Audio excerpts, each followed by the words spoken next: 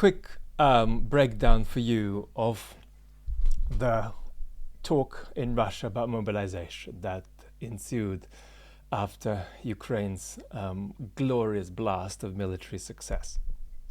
A few of you have asked me to talk it through a bit because it looks confusing, and the Western media's reporting on this discourse of mobilization as it's appeared in Russia has been very good in little slivers, little pockets of high quality journalism, but the majority of it has been really poor. So if you're just randomly following major journalistic institutions, you are sadly going to be misinformed. There is a guy who seems to be everywhere. You would have seen him in the videos of your favorite YouTubers, in the papers, on TV, called Boris Nadezhdin. And he's a guy who said on a Russian propaganda show that it's time to negotiate and look at a peace deal. And if we're not going to do that, we should at least do mobilization. And that's a kind of rumbling of discontent that the Western media has reported on, right? Wrong. It's not remotely a rumbling of discontent. There are rumblings of discontent, but that's not one of them. So what is that? What is going on? Well, as we said a few months ago in our propaganda video on the main channel, which I think is called the postmodern hell of Russian propaganda, the Russian regime is a big fan of saturating the informational environment with a series of incompatible messages for their benefit. That's what they're doing now. They are saturating the informational environment with a series of incompatible messages about mobilization. And after, they're going to see what they can gather about this. They're going to poll the people, they're going to send out a few tasters and feelers here, and they're going to see where the public seems to them to be at on this. And when Zyuganov, the quote-unquote leading communist politician, quote-unquote communist because the Communist Party in Russia is just a kind of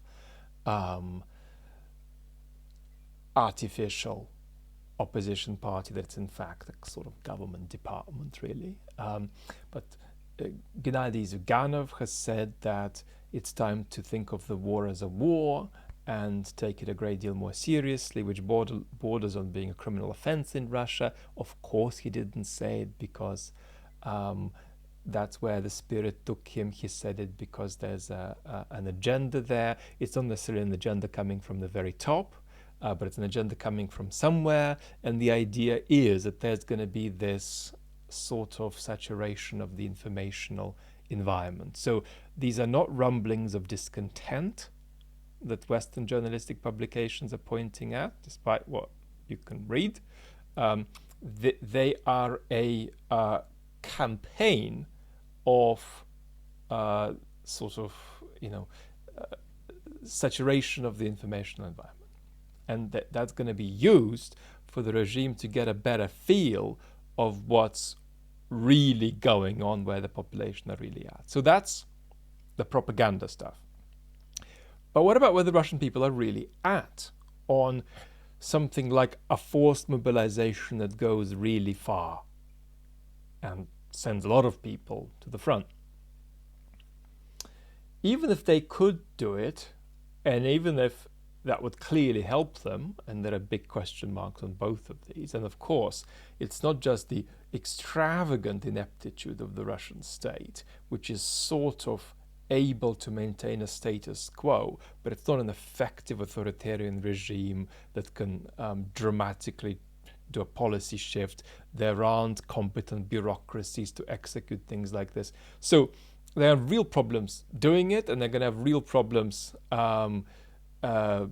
changing the fact that they're going to lose the war anyway.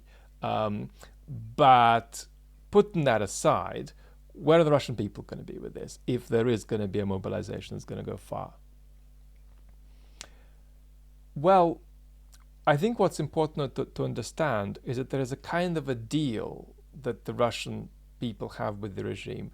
as I put it, the Russian population outsources politics to the Kremlin. The Kremlin can just take care of politics. And that's why the philosopher and sociologist Greg Youdin is absolutely right to say, as he often likes to, that if Putin, instead of announcing a war on Ukraine on Feb 24th, instead said, look, we are not going to invade Ukraine. Moreover, we're going to pull out all our resources out of the Donbass and just give it back to Ukraine, the level of support for that would have been as high as the level of support for the war. So it's a kind of an outsourcing of politics to Putin that ends up with people supporting the war. If Putin had done the opposite of the war, the level of support for that would have been just as high. But Russians aren't outsourcing everything to the regime.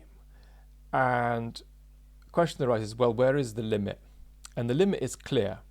The regime is not allowed to take, if you like, biological possession of its citizens. It's not allowed to take their bodies. So the Stalinist story, where the regime could just pick up people and do whatever it wished with them, that's completely unavailable to this Putin regime without freaking the population out. And that's just as alien a thing to rural or small town disadvantaged Russians as it is to privileged people in Moscow and Petersburg who are depoliticized to the point that they're terribly worried about how to get iPhone 14 and the extraordinary costliness of this upgrade, because you can't formally purchase an iPhone now in Moscow. They're much more worried about that than they are about the war. But these sort of depoliticized, privileged Russians and the disadvantaged Russians are all going to be equally shocked. In other words, it's not even that they don't want to be mobilized. It's really the idea that the thought of mobilization is one thought too many. They aren't even aware that that could be a possibility given the kind of relationship they have with the state. So therefore, if there were to be mobilization and if the Russian state could execute it, then it would necessarily constitute a second act of self-mutilation by the regime. The war was the first act of self-mutilation because the regimes like that are not set up to fight proper wars. They're set up to fight hybrid wars, wars that can be retired from the news cycle at any point. And just the same, regimes like this are not supposed to do significant forced mobilization. They're just not.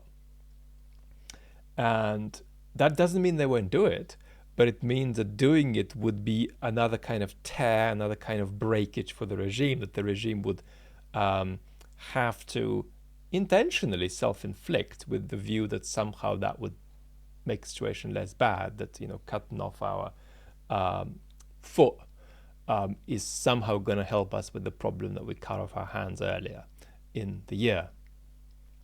So that's, I think, what I wanted to share, that there's a kind of a saturation of the informational environment with different messages about mobilization so they can then see what the people are at.